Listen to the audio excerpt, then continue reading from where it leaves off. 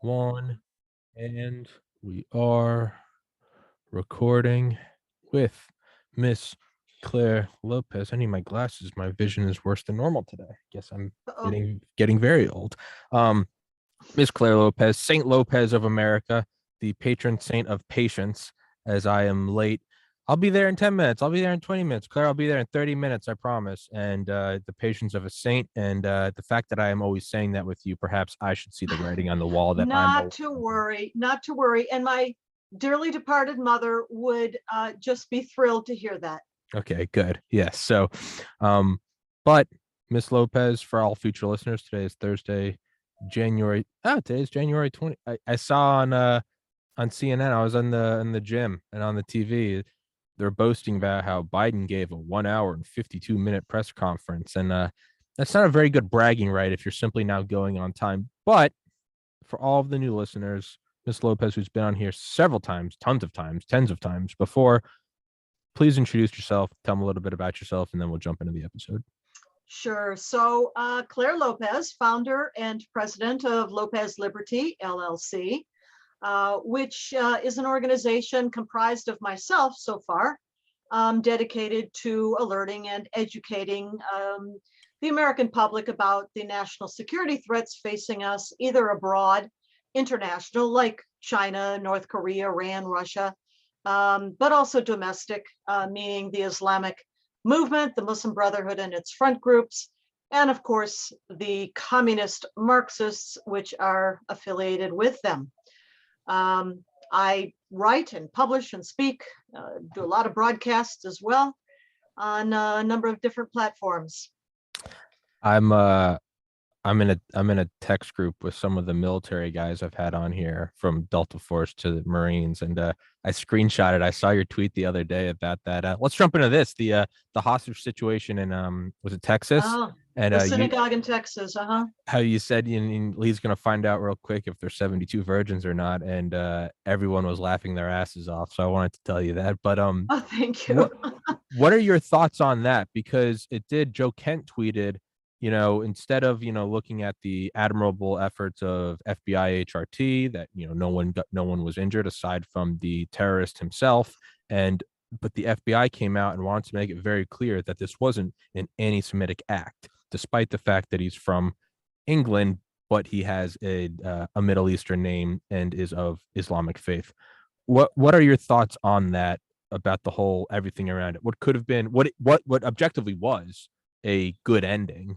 Um, the FBI can't help but turn it into a politically correct shit show. Well, I'll give you a little preview of an article that I just submitted to Front Page Magazine a couple of days ago. I'm waiting for publication. And it's about this incident and about this individual. Akram is his name. I don't know his full name. Let's see. Malik. What's his whole name? Here we go. Malik Faisal. Malik Faisal Akram. And everything that unfolded down there. So first things first, absolutely happy and thrilled that all four people that he held hostage inside that synagogue, the Beth Israel synagogue in Colleyville, Texas, which is not very far from Dallas and Fort Worth. Just thrilled that all four of them, including the rabbi of the synagogue, got out safely and unhurt. So that's the first thing to be said. The second thing to be said is that, well, this guy attacked a synagogue on Shabbat during Shabbat services. Hello. But let's go back to a bit about who he was. Akram was a British citizen, which, by the way, is how he got into the United States. Because our closest friends and allies are part of a Customs and Border Patrol, Customs and Border Protection, CBP program that allows citizens of countries like Britain to apply for entry to the United States on a trip online through this visa waiver program. So he did not even need a visa to come into the United States as a British citizen.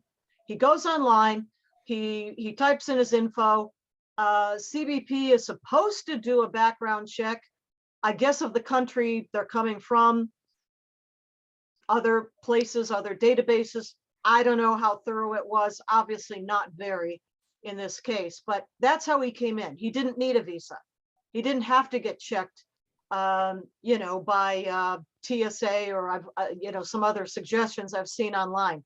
This is a CBP, Customs and Border Protection program online, and a citizen of one of these countries that's part of the visa waiver program can just go online and get their entry approved ahead of time, and that's how he got here. So Akram arrives end of December, late December 2021, last year, apparently arriving at JFK Airport in New York.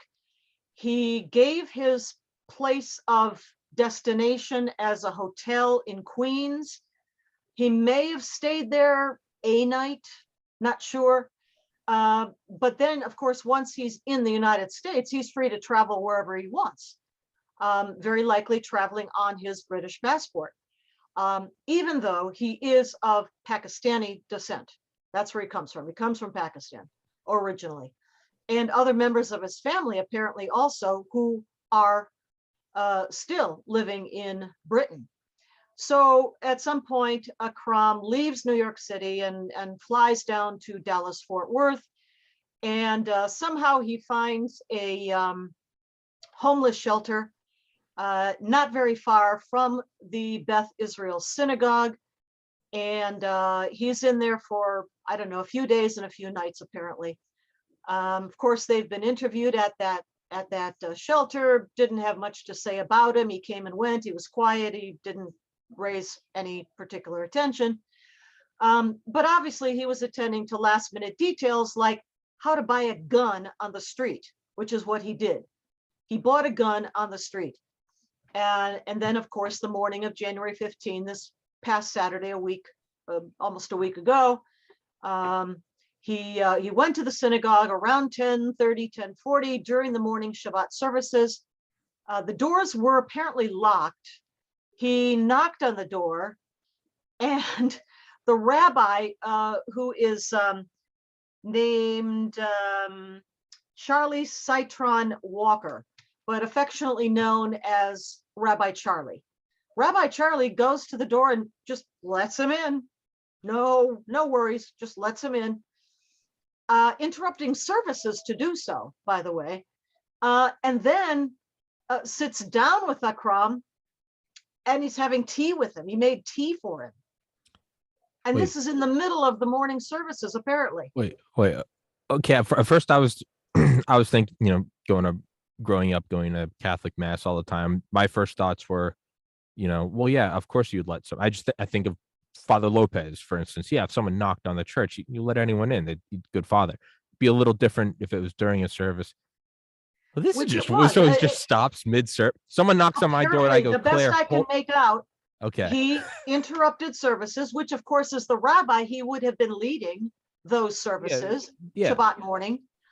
Interrupted them, went to the door, let the guy in, fixed him tea, sat down and was talking with him. Perhaps some other members of the congregation joined in the tea with the stranger. And at some point, I should add at this point that because many members of the congregation were attending the services remotely, there was a live stream, at least audio. I'm not sure about video, but live stream audio was playing, was going on for the service, and continued on up for quite some time into what ensued shortly.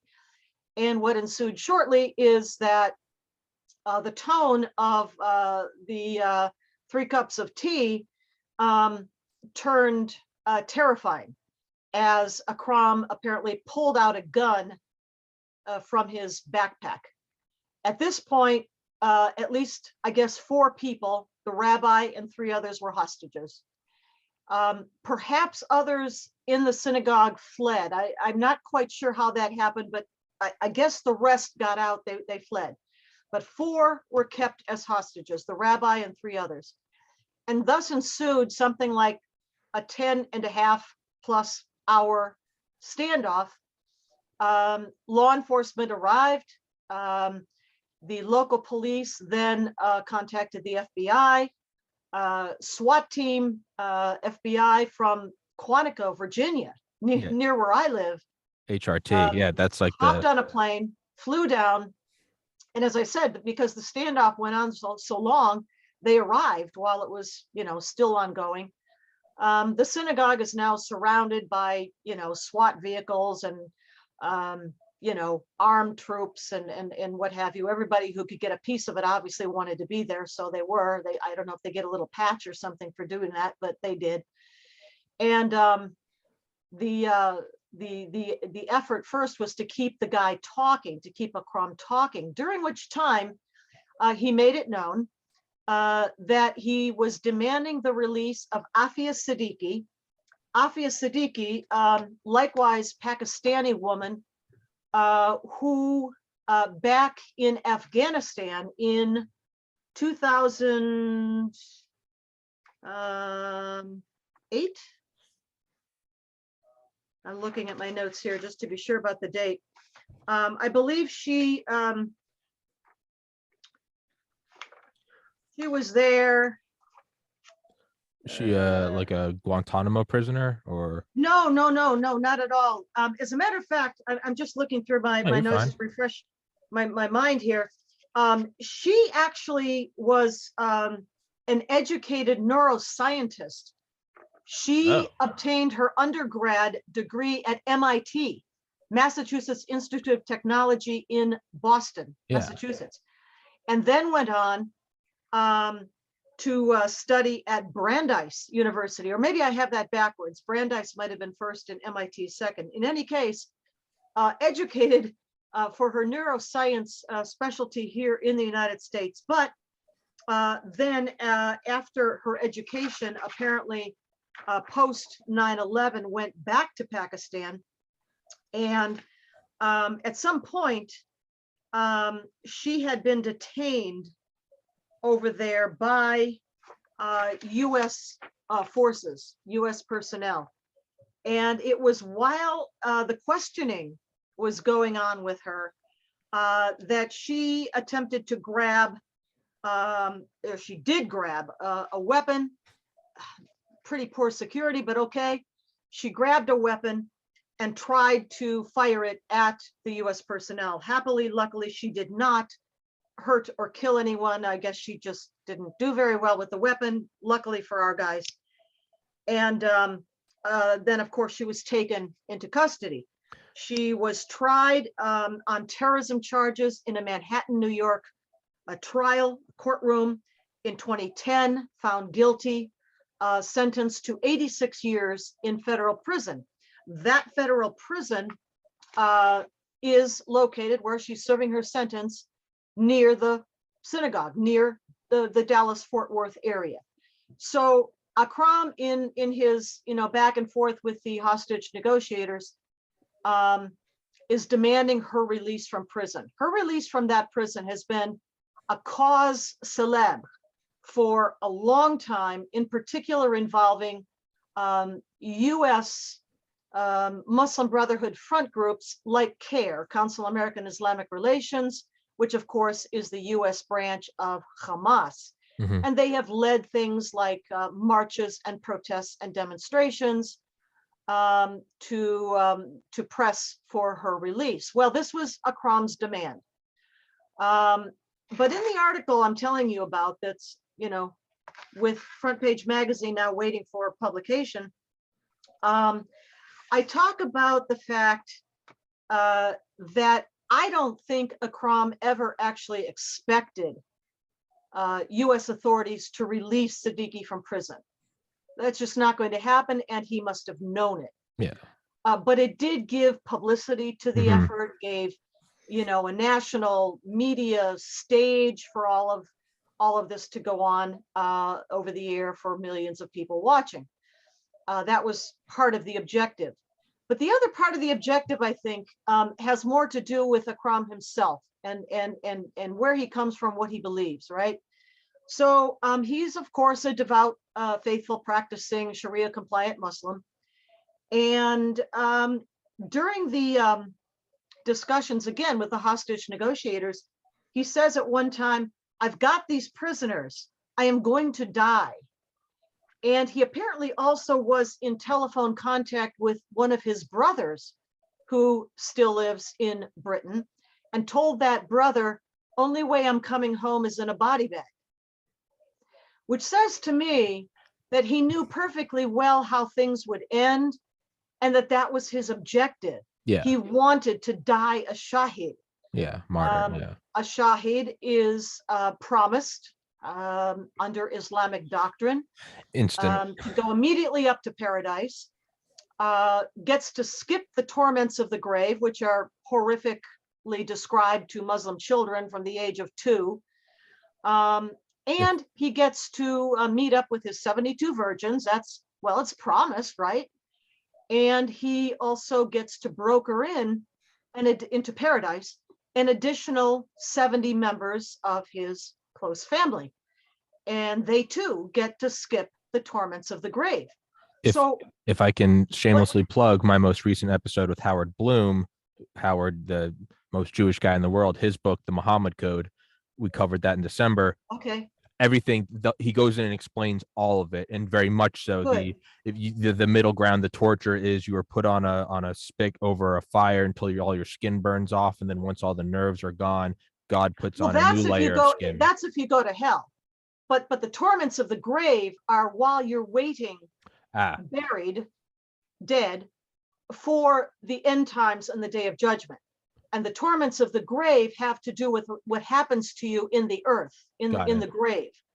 And you're tossing and you're turning, and the worms are eating you, and you're screaming and you're hollering and nobody hears you. That's torments of the grave.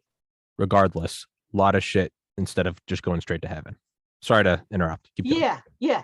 So what I was going to finish that part with was that in his mind, Akram's mind, and any other, devout, faithful, true practicing Muslim, what better gift could you possibly give to your child, your spouse, your parents, than not only getting to skip the torments of the grave, but automatic passage into eternity in paradise with the one true God, creator of the earth, of the universe. Yeah. This is what they believe. So this is what Akram was talking about, to the hostage negotiators, why he said that to his brother. And of course, the other part of that is that as a jihadi, he is absolutely fulfilling the highest levels of fidelity to Islamic doctrine by taking Jewish hostages, which according to Islamic doctrine, a jihadi may either hold hostages, ransom them, or kill them, or he could just let them go. Those are the choices, and they're all in the hands of the jihadi who takes the hostages. That's doctrine. There's no getting around that. That's what he was doing. Let me leave it there. I'll get to the other part of the article, which is the Pakistani connection that I am thinking about. But that's Akram. That's where he comes from. That's what this was all about. And yes, praise and thanks and gratitude to the law enforcement at FBI, SWAT team that were able to keep the guy talking long enough that the hostages themselves were able to free themselves. The SWAT team didn't free them. They freed themselves. Oh, I didn't know that. Yeah. His attention was distracted for a bit, Akram's. I mean, this is a long standoff. This is at the very end of 10 plus hours. Tension was distracted. And right at that point, the hostages, the 4 of them with the rabbi, sort of whisper to themselves, okay, this is our chance. And the rabbi picks up a chair, heaves it at Akram, And the four of them make a dash for the nearby door, a side entrance to the synagogue, and they go rushing out. And you can see in the video that's been shown on media that Akram came to the door right after them, and you can see the gun in his hand. Well, yeah. And he comes just to the doorway and sees all the vehicles and the SWAT team and the troops out there in front, and he just goes right back inside and shuts the door. Yeah. At this point, the SWAT team knows that he's alone, that all hostages are out and safe, and that's when they storm the building. You can hear a flashbang going off, and then gunfire, and that's the end of him. Off he goes for his virgins or grapes, as the case may be, according to translation. Grapes. Yeah.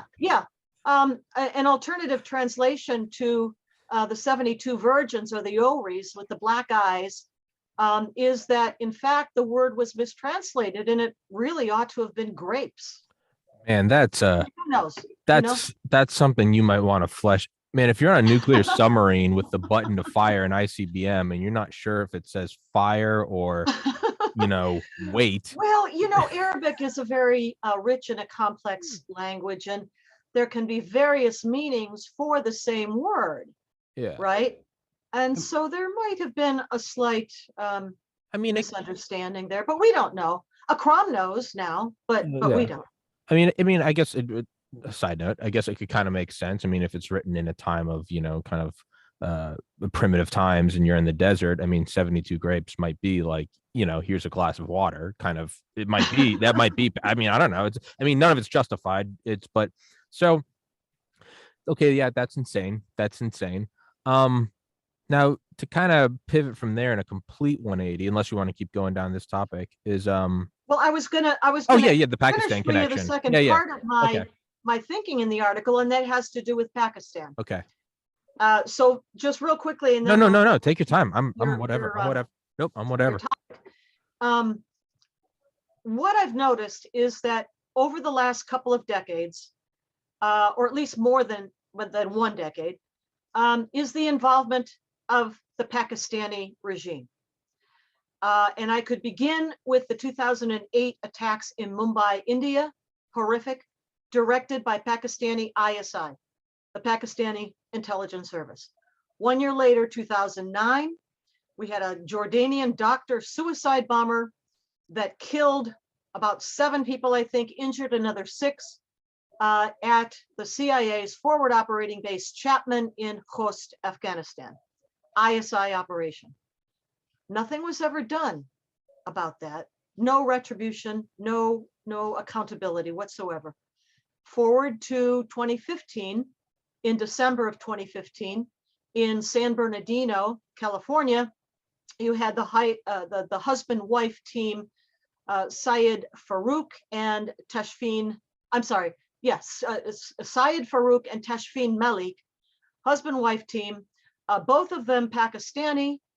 He born in the United States, though, U.S. citizen. She born and raised and something like 7 years in school, in university and other schools in the Punjab in Pakistan, prime recruiting ground for not just the ISI, but the Deobandi jihadi groups that it sponsors, backs, arms, funds, trains, to include Lashkar-e-Jhangvi, Lashkar-e-Taiba. That's where she came from. And then 1 year later, in 2016, you had Omar Mateen down at the Pulse nightclub in Orlando, Florida, killing many dozens. 49. In that case, it was horrible. Dozens of people and injuring dozens more. And the imam at his Fort Pierce, Florida mosque was, you guessed it, Pakistani. His father, Omar Mateen's father, or the family, Afghan, but very much supporters of the Taliban, which of course was established by Pakistani ISI. So you've got all these different Pakistani involvements with these various terror events and attacks. And I'll add one more, which was not a kinetic attack per se. It was the cyber caper of the Awan brothers, if you might recall, around 2018, I think. And these were Pakistani brothers who got themselves hired as cyber IT experts, by a number of US members of Congress. And they were all given access to highly classified information without background checks. And oh, by the way, the Wanawan brother that I guess did the most work, traveled back to Pakistan for several months out of the year and was allowed to work remotely on Capitol Hill congressional databases and material, classified material from Pakistan. Hello. Is this incompetence or is this malicious competence? Well, I mean, it's clearly incompetence. I'm not going to characterize it as malicious, but certainly willful blindness. Sure. I was going to say, and then the big one, the big tuna, bin Laden being found in Abbottabad, not too far from the headquarters of the ISI. Well, it was the headquarters of the Pakistani military academy. Okay. Is where that was. And yeah, for how long? About a full year. Osama bin Laden and his family, close and other fighters and family, left Iran, where they'd been since 9/11. They went to Iran after the battles of Tora Bora, and they were taken care of in Iran by the Iranian Islamic Revolutionary Guard Corps, the Quds Force, and the Iranian intelligence service, the intelligence service of Iran. I can think of it in Farsi. I can't think of it in English. What's it? That's awesome. And they were there from late 2001 until about mid 2010. That's when they went to Abbottabad. And about 1 year later, this is May of 2011, is when our special forces operators found them there at that. That was the end of Osama bin Laden. But yeah, harbored, sheltered, safe haven by the Pakistanis again. Yeah.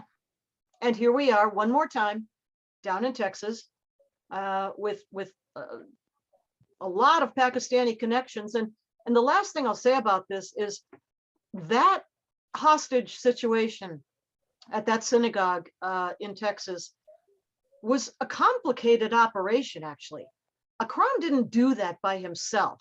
Yeah. There had to be a lot of planning ahead of time, including on the ground casing and surveillance of the synagogue, the selection of the synagogue, the understanding. I mean, yes, the services are published online in a calendar at the synagogue website, but finding all that out, the entrances and the exits of the building. How did Akram, arrange his trip, his actual flight and trip in the first place? The funding for that. Where was he going to stay in New York City? Where was he going to stay in Colleyville, Texas, where the synagogue's located? How was he going to get the money to buy a gun? How does a Brit who's never been in the United States before know how to buy a gun on the street of America within a day or two? All that was planned out ahead of time. There was a big team working on this before he ever even, went through the airport. Yeah. And that's what they need to be investigating. And yes, the British are assisting with this.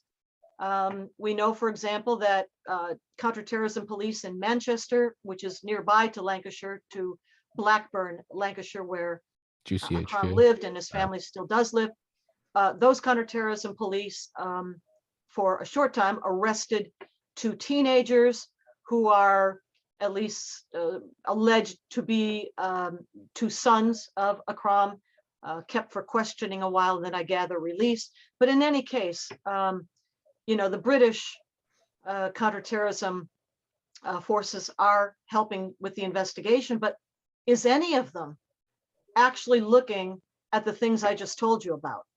I kind of wonder. It's I was gonna say, I mean, let's say he lands at JFK and then goes outside, hijacks a car and drives it into a crowd. That kind of seems a little more like loner. Like, all right, got here, just go wild. But he lands at JFK and goes to a specific place in Texas. it does seem like there's a support team, and it's also Mhm. at the same time, it's almost like what do you expect? Like you're not gonna have a radical in Pakistan, trying to buy a plane ticket to New York, and you go, there's some red flags. Well, no, when you don't secure the southern border, well, no, you're just gonna go to Mexico and then Well, waltz but on in. remember, he went I online to yeah, the CBP portal online, did everything online, and that's all he ever had to do. He's good to go. that's what I was gonna That's get what he to did. is that's what I was gonna get to is, or you can go to any of the European countries like Great Britain, where you're just allowed to waltz in, and once you're in there, well, then you've kind of gotten rid of all the baggage, and now you're just a guy applying online like Well, but any he other he person didn't coming. actually get rid of the baggage, even though he and I guess his family Okay. were our citizens of the UK. Okay. Akram actually had a record. He had a criminal record in Britain, had been in a courtroom. You probably read about this, right? And, this was on his record in Okay. Britain. But somehow, when he went through the CBP portal for that visa waiver program, the supposed checks that one would think would include checks in the databases of the country where you reside or are a citizen of, you would think they would be checking those, but I don't know if they did or not, but they certainly didn't find this out. Okay. So it's not as simple as I was making it, but I guess I start to look at this like clearly this wasn't just a lone wolf, right? There was help. Now, was there Pakistani help, or I mean, I guess maybe I've lost faith, but I start to look at like, are there willing accomplices within the There West? had to be accomplices. Yeah. I am simply not sure about Pakistan. My mind goes to Pakistan because the litany of attacks that the Sure. regime in Pakistan and ISI have perpetrated against Americans and or American allies like India. I cannot be sure that that's what happened. I cannot confirm that, Sure. but that's where my thinking goes. Sure. Let me rephrase that. Pakistan, Iran, whatever. It's kind of the external, I guess, is what I'm trying to characterize it as. Does he have an external support team, Uh-huh. or Uh-huh. was it America, Britain, someone that let it come through? I guess Well, that's how I'm and, looking at and it. was there a support team on the ground in Texas? Yeah. Question mark. Yeah. Had to be. Had to be. So then the next question is who? Who Yeah. was And in that support team on the ground in Texas? There had to be. it definitely seems, and again, my wild speculation as someone with no experience in any of this, which is why I bring you on so I can sound less stupid. But I mean, it almost seems like, I mean, I know we kind of laid out the whole fundamentalist faith, what is doctrine, but it almost seems like something went wrong. Like if you did all of this, wouldn't you kind of make your statement, get on the news, and then in full kind of religion of peace, glory, kill everyone? Doesn't that kind of He seem odd? may have come to that point had the four hostages with this very brave rabbi Got it. leading them not taken advantage of that moment of distraction to flee out the door. Got it. It could have ended much worse than it did. We Got don't it. know what he intended in the end. Or, had the SWAT team had to eventually breach the doors themselves and come rushing in, could the hostages have fared much, much worse than they did? But thanks to them, and apparently they had had some security training, or the rabbi at least had some kind of security training prior, which prepared him not just to remain calm through all these horrifying hours, but to quickly take advantage of that moment when he could, and he did. So, credit goes to a lot of people, but we don't know if Akram intended in the end to kill the people or not. We don't know, or how that might have turned out, but it happily turned out otherwise. Yeah. Oh, yeah. Did he get cold feet or just incompetence? Um, Now just completely baseless, wild speculation. But it makes because you can read all these books, 21 years in hindsight now about 9/11 and how there was like increasing frequency of chatter kind of coming up to like no one knew what was going to happen, but you can read all these reports of like everyone knew something was coming. It was basically like, how can we mitigate it, right? You can just, it's coming, it's coming, it's coming. We don't know if it's going to be us, right? And obviously it was. Do you think that, is there something to do with maybe that blast wall going up around the White House in the last 2 weeks? Could that have been something where it's, the NSA supercomputers are saying something's coming, we don't know where it's going to be, and might as well protect the White House? Is that wild I don't. speculation? No, I don't think so. Okay. The White House is protected in so many different ways already, that it's not going to be a concrete wall. I mean, it's a whole lot of other many layers of protection. What I saw is that the wall is up because they're doing some kind of, I don't know, it was January 23rd, there's going to be in 3 days. pipes or something being laid or some such thing, digging underground that they have to. Secrecy. I forget exactly what that is. It might be upgrading of the piping system or some such thing. Probably that. I mean, that is right. You can't have everyone seeing where everything's going. But I know in 3 days there is that like stop the mandates march in DC. I don't know. Maybe they think it's going to be something reminiscent of January. I have no idea. January 6th. I Yeah, don't. no, I don't think that's what the wall's about. Got it. So 20 more minutes now to kind of spiral off into some other topics. What do you think now about kind of Project Veritas and those DARPA papers about Fauci, Israel and the fourth booster, and then was it yesterday or the day before Boris Johnson kind of coming out and just being like, no more mandates in the UK, and it's like, Yeah, what, it's not Starbucks? just just the UK. It's Sweden. It's other places too. Yeah, and I know there was another country, I can't remember what it was, Czech Republic. I don't remember which one it is. And Yeah, then you might be right about that.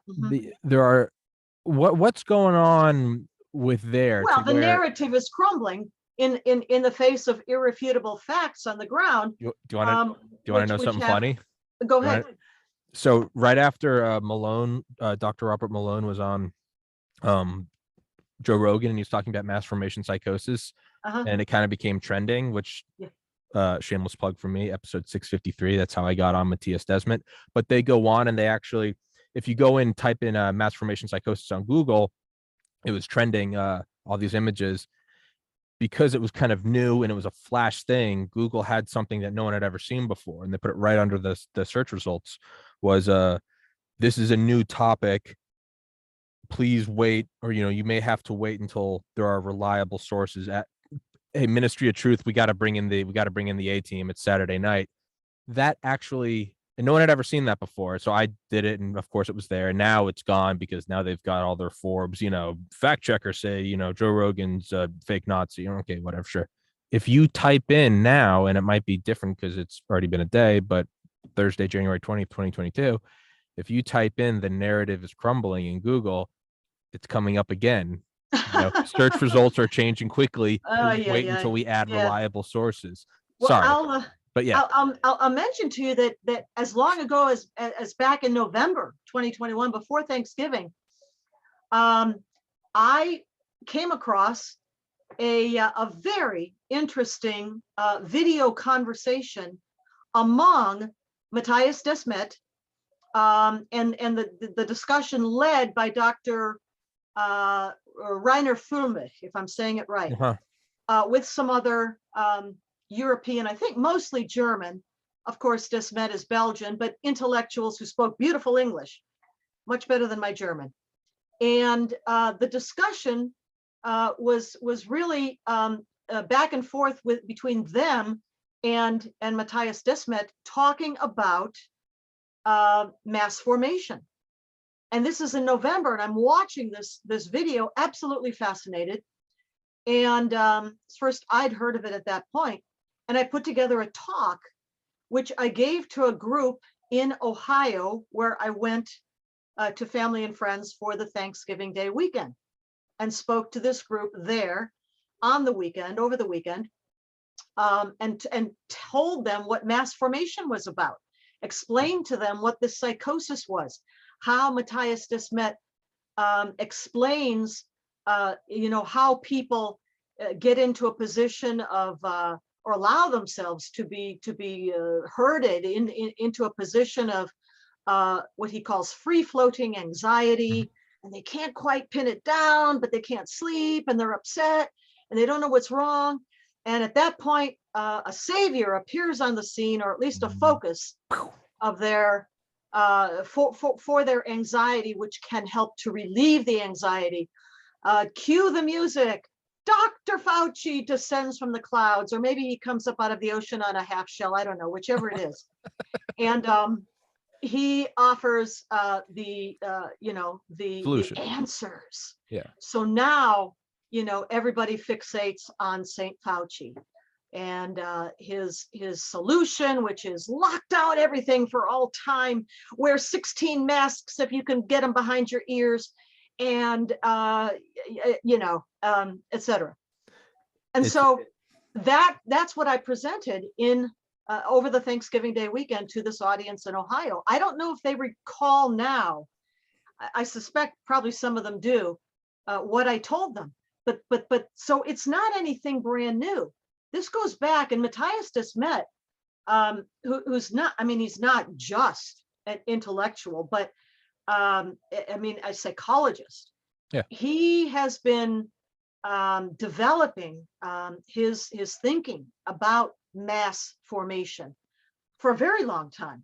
We're just becoming familiar with it, but Europeans have known about it for a long time, and certainly at least by last year, he was all over the internet. Yeah. It's I just read United States of Fear by Dr. Mark McDonald on Dr. McCullough's recommendation, and he's going to come on here, I think, Sunday.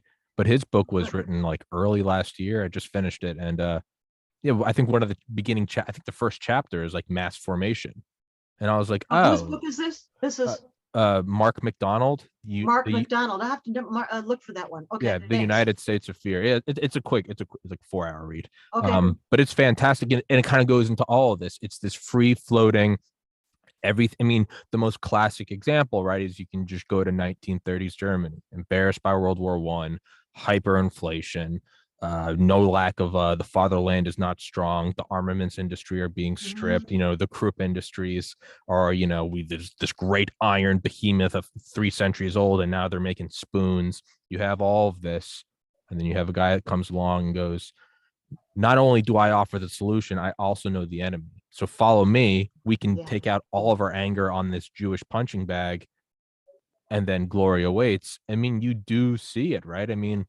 Yeah. You can see it in, I'm 5, and the old man's been on a 2-week business trip, and he comes home, and my Legos are on the front door, and he steps on it, and he loses his temper. It's not because he's mad at me. There's a bunch going on, and all of a sudden punches through. It's it's a shape charge. You can just put down an explosive, or you can shape it, and you can bore a hole through something. Yeah.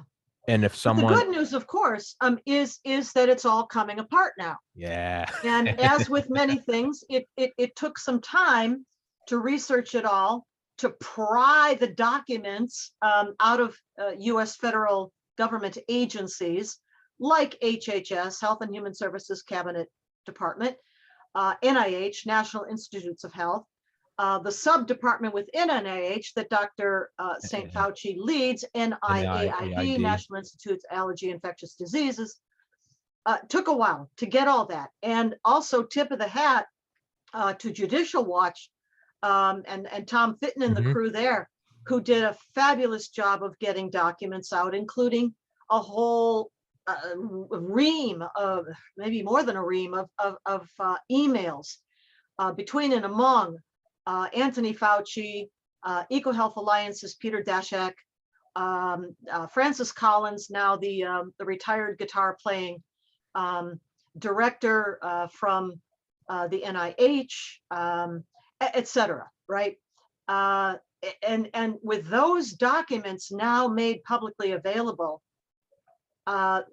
Americans can see not only the deceit and the level of malicious deception among these senior public health officials, but also at the same time, and very thankfully, seeing what is happening with the course of the virus itself.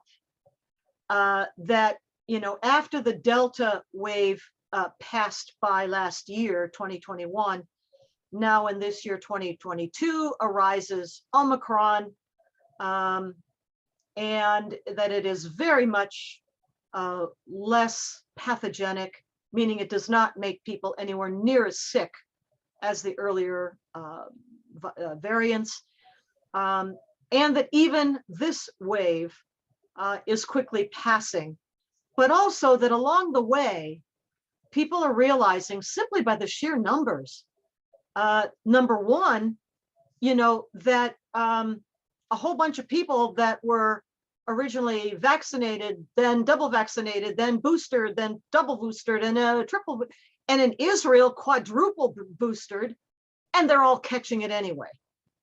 So they're realizing, these jabs that are at least available here in the United States, primarily Moderna and Pfizer, Johnson & Johnson too, but it's a different delivery mechanism. They don't prevent infection. They don't prevent illness. They don't prevent hospitalization. They don't prevent transmission, and they don't prevent death. So what are they good for? Oh, well, maybe you won't have quite as serious an illness as you otherwise might have. But then we're learning from doctors like Dr. McCullough, Dr. Malone, Harvey Risch, and others, that constantly, and WHO has just made this statement. So let me be clear. I'm citing the WHO, the World Health Organization, has just made the statement publicly that repeated boosters at short several monthly intervals are not going to be helpful. Why? Because there's such a thing as immune system fatigue. In other words, kind of like when you're at the gym, right? And you do rep after rep after rep. And after a while, your poor little muscles they can't do anymore. Yeah. They simply cannot. Yeah. And you have to put the dumbbell down. Well, it's like that with your immune system. If it's prodded and poked too often at these short intervals, it gives up. It can't do anymore. And that's a dangerous position to be in for your body. And then there, of course, the data, multitude of data about adverse events from the shots themselves, especially to young men and teenage boys who are especially vulnerable for pericarditis and myocarditis, these inflammations of the heart, which, as I've heard Dr. Malone explain, even if these young people do recover, and I think thankfully most do, the heart is forever damaged. It cannot be fixed. It does not get repaired. Yeah. For the rest of their lives, they'll have a damaged heart. Anyway, tissue, all of these tissue. things are coming together at the same time. And I think it's contributing to, popular fatigue, put it that way, with the whole business. It is. And then, there's antibody dependent enhancement as well. To where you're constantly fighting this thing, you don't have time to fight other stuff. If you're constantly, if you're constantly playing whack-a-mole with terrorism. What ADE does is it actually diminishes the effectiveness, the ability of your own body's immune system to fight other stuff. Fight this off. Well, as well as that's what they think that it's, obviously this is not me, this is Malone and McCullough speculating. They think it's going to lead to faster growths of cancer. If you're in remission, it may come out because now your immune system's maybe not on guard. And then because the actual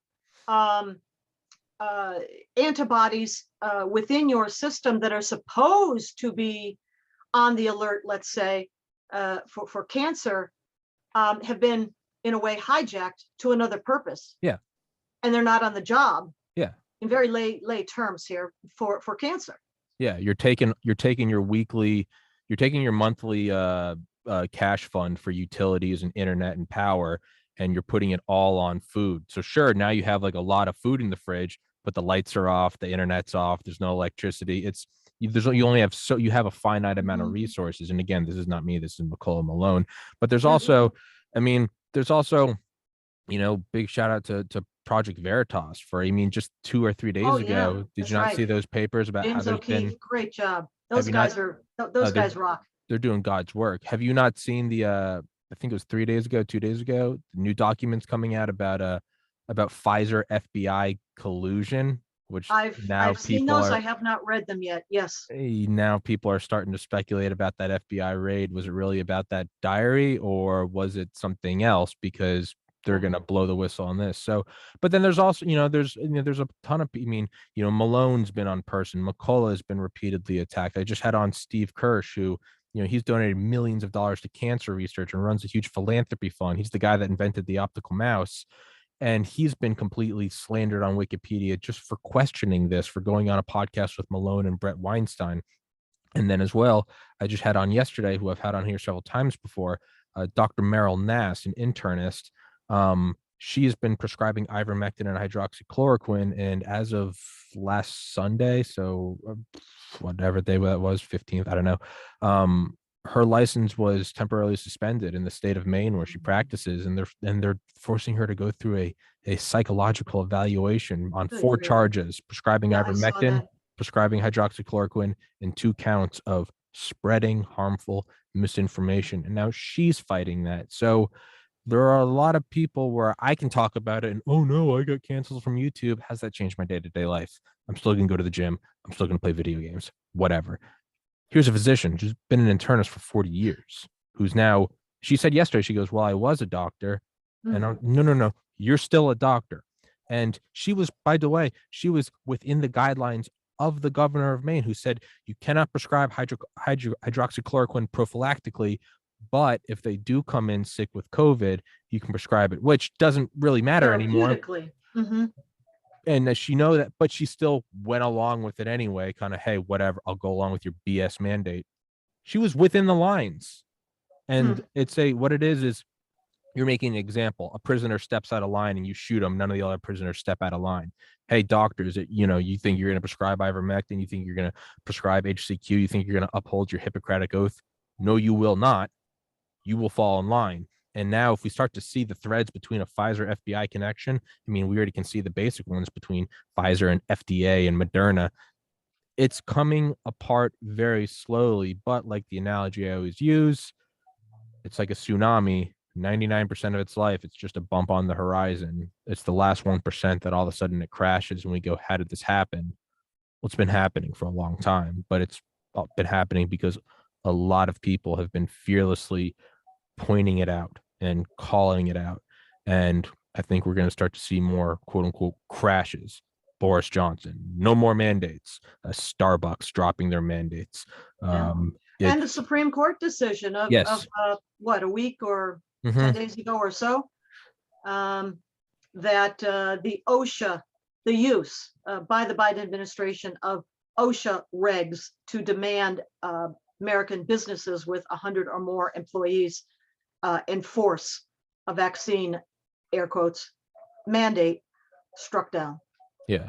But Except for unfortunately, healthcare the workers. mandate for the health workers, yeah, was allowed to remain in place. And also, a fact I did not know, a week ago today, I had on Mr. Mike Durant, who's running for Senate out of Alabama, and of course, the great Dr. Peter McCullough.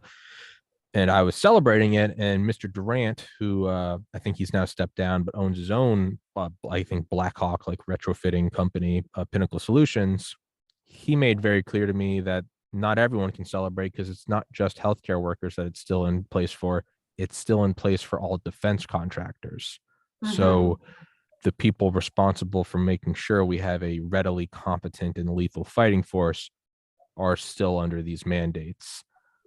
So we're not out of the woods yet, but I do think it's slowly moving in the right direction. Mhm.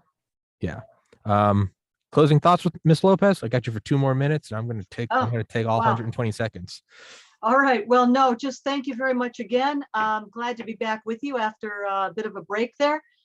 And well, thank you for all the great work that you're doing. Oh, nonsense. Thank you for coming. I sit here with a camera and a microphone. All the guests are the one they come on and do the work. Malone, McCullough, you. I just sit here and nod my head and I upload it. I don't no. Thank you for coming on here. It makes my life easier.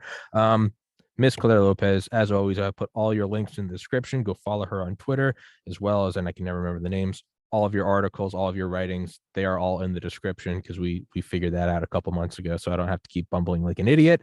And I look forward to talking to you again. Sounds good. Miss Thank you, Clare Tommy. Lopez, thank you so much. Thank God you. bless. God bless America. Stay safe, everybody.